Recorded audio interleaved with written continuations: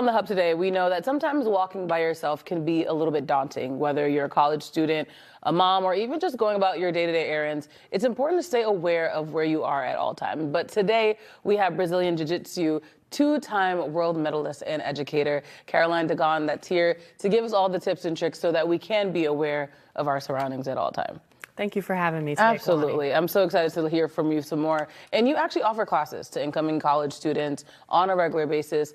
And you talk about the red zone a lot. What exactly is it, and why is it so important for people in the red zone to be taking your classes? Well, right now it is considered the red zone. It is the first months of college, September, October, and November. It's when over 50% of the sexual assaults that occur on campus happen within these first 3 months.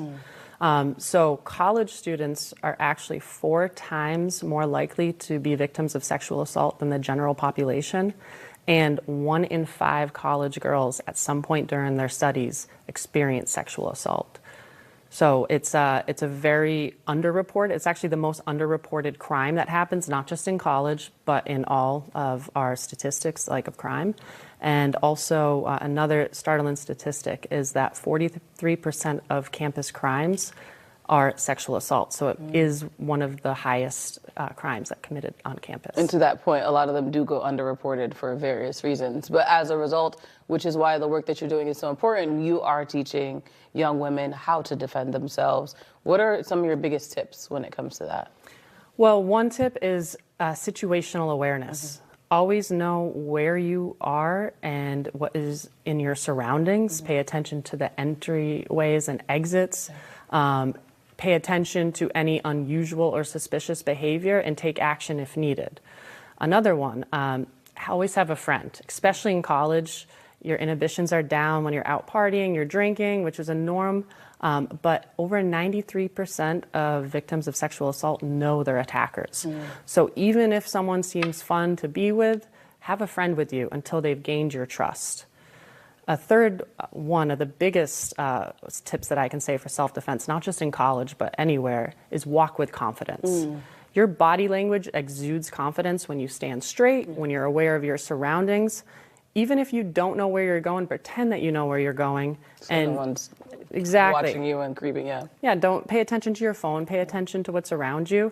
And that is self-defense training automatically gives this body language of confidence. And when you show confidence, you show that you're less likely going to be a victim of a sexual assault because they're looking for easy targets. I mean, this conversation alone, I'm already more confident, but you're going to show us some moves so that people can feel even more empowered. Yes, I'm so happy to show these to you. Let's do that. Okay, Caroline, you're going to show us some moves again. And your husband is back to be the, you're the actor for today. The assailant. Assailant.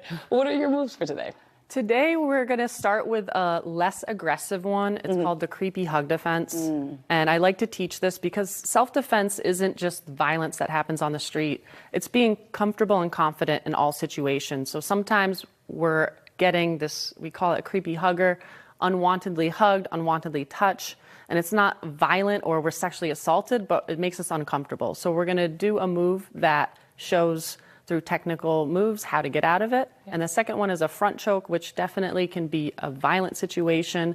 It could be from standing or if you're on the ground. Okay, let's get into it. Thank you. So when someone comes to hug you creepily, you're going to first, I have a C grip here, so my hand's in a C.